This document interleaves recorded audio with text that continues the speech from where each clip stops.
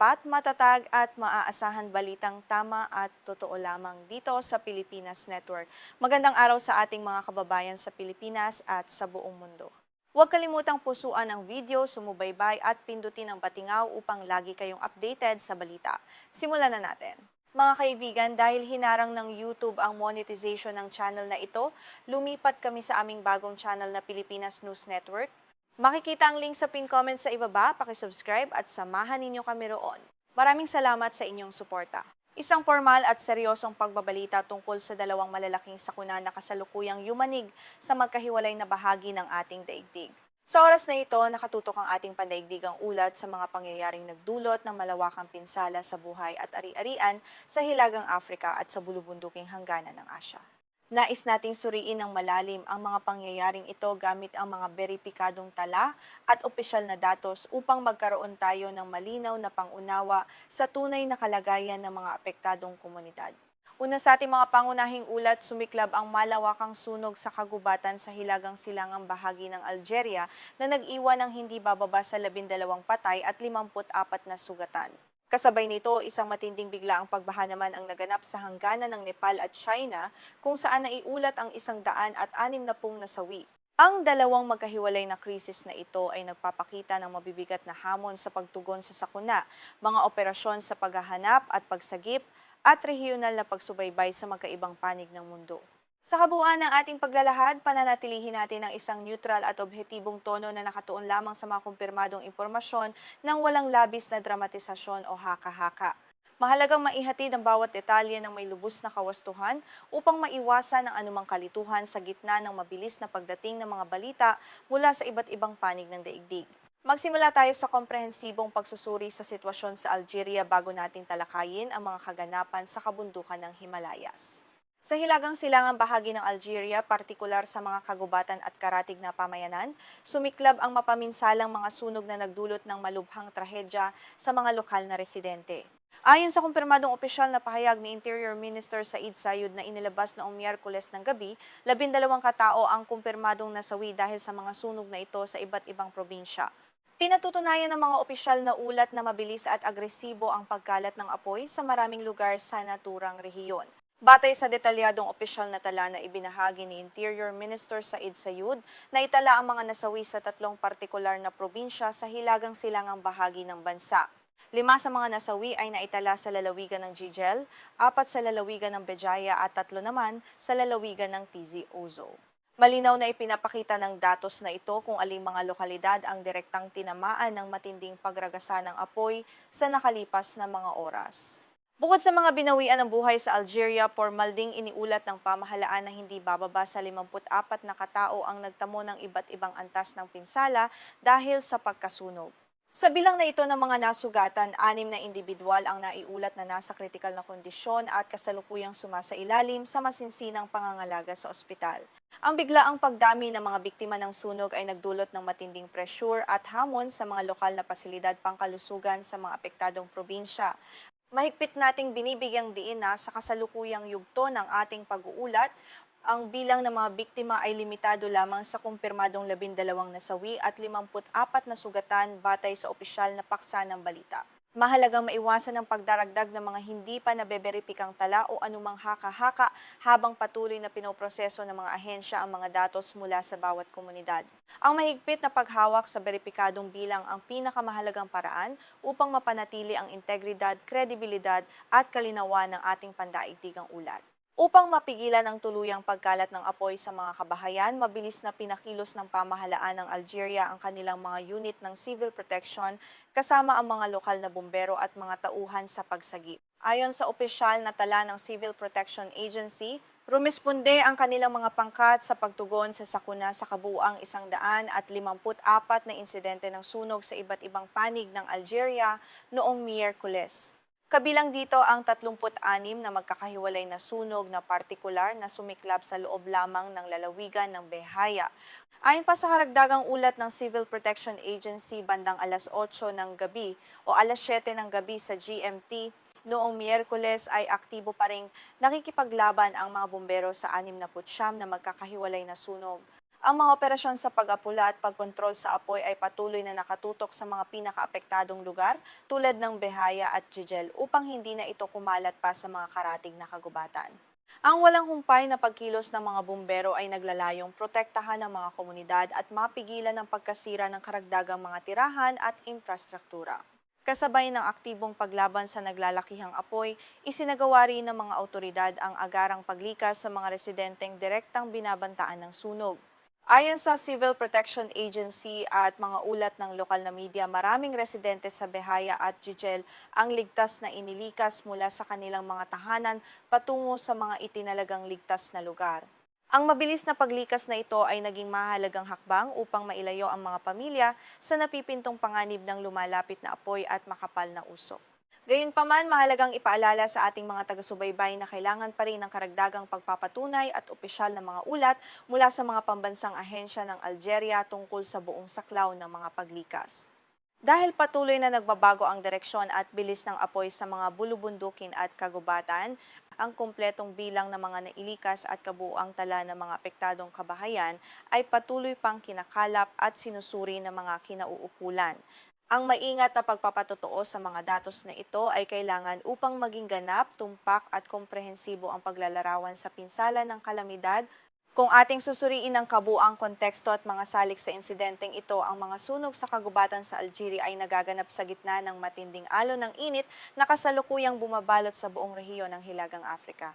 Ang panahon ng malalaking sunog sa Hilagang Afrika at sa buong Mediterranean Basin ay karaniwang sinasabayan ng matinding init, tuyong mga halaman at malalakas na ihip ng hangin na nagpapabilis sa pagkalat ng apoy.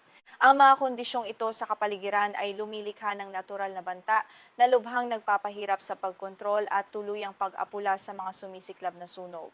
Ang epekto ng malawakang kalamidad na ito sa mga lokal na residente ay hindi lamang limitado sa direktang panganib ng pagkasunog, kundi maging sa matinding hamon sa kalusugan dulot ng makapal at nakalalasong usok.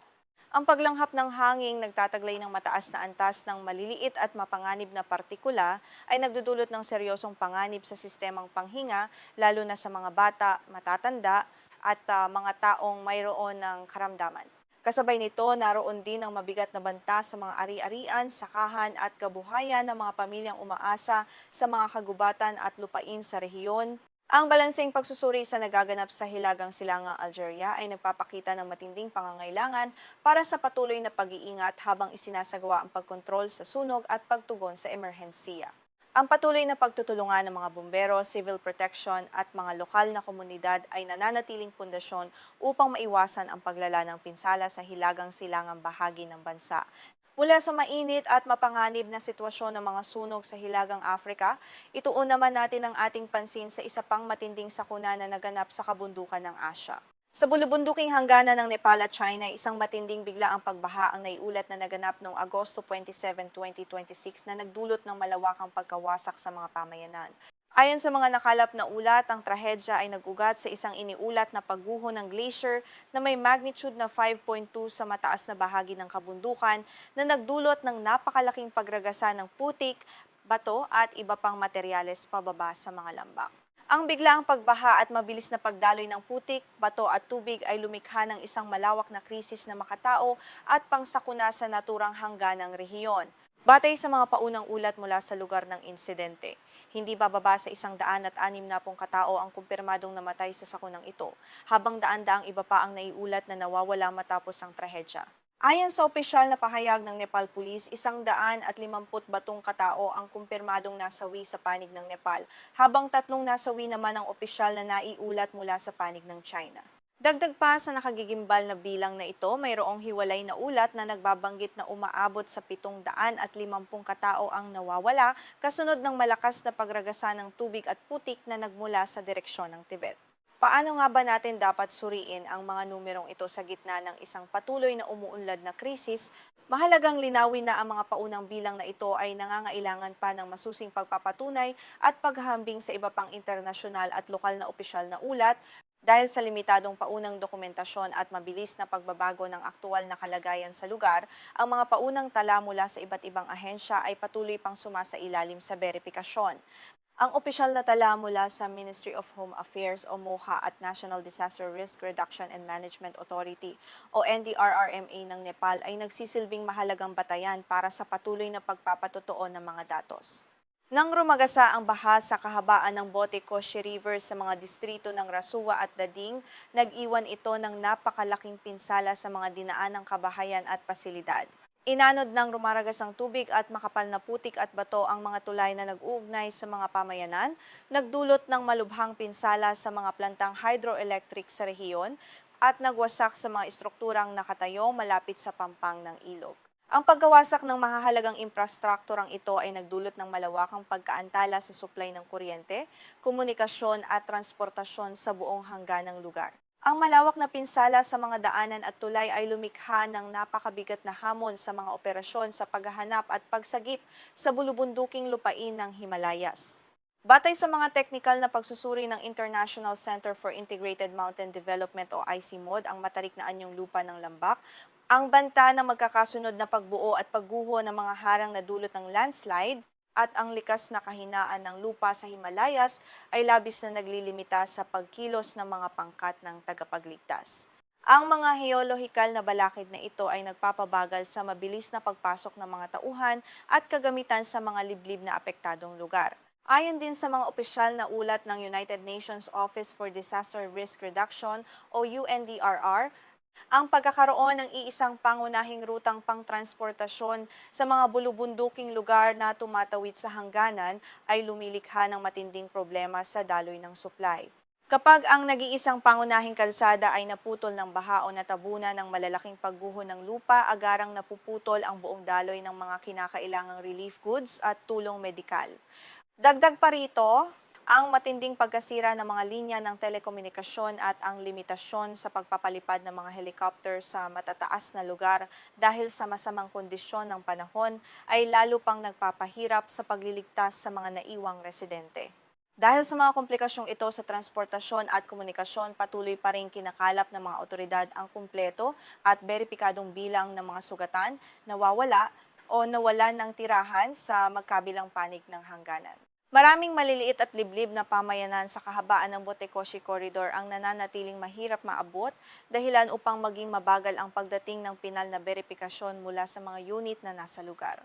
Ang kakulangan sa agarang impormasyon mula sa mga liblib na sektor ay nagpapakita sa lawak at lalim ng suliraning kinakaharap ng mga lokal at pambansang tagapangasiwa ng kalamidad. Sa kabila ng mga pisikal at geographical na hadlang, patuloy ang masinsinang koordinasyon at pagsubaybay ng mga pangkat sa pamamahala ng sakuna at mga opisyal na autoridad sa pagitan ng Nepal at China. Ang dalawang pamahalaan ay aktibong nagpapalitan ng impormasyon tungkol sa level ng tubig sa mga ilog at sa kalagayan ng mga lugar na pinagmumulan at dinadaluyan ng tubig na tumatawid sa hangganan. Ang ganitong antas ng regional na koordinasyon ay lubhang kailangan upang makapagbigay ng maagang babala sa mga komunidad sa ibaba ng ilog kung sakaling magkaroon muli ng biglaang pagtaas ng tubig o panibagong pagragasa ng putik at bato. Kasabay ng patuloy ng mga operasyon sa pagsagip, binibigyang diin ng mga dalubhasa sa panganib na heolohikal ang pangangailangan para sa walang humpay na pagsubaybay sa lagay ng panahon at kondisyon ng buong bulubunduking rehiyon. Ang panganib ng karagdagang biglaang pagbaha o panibagong pagguho ng lupa ay nananatiling mataas habang hindi pa ganap na nagpapatatag ang mga dalisdis ng bundok at ang kondisyon ng panahon sa matataas na lugar.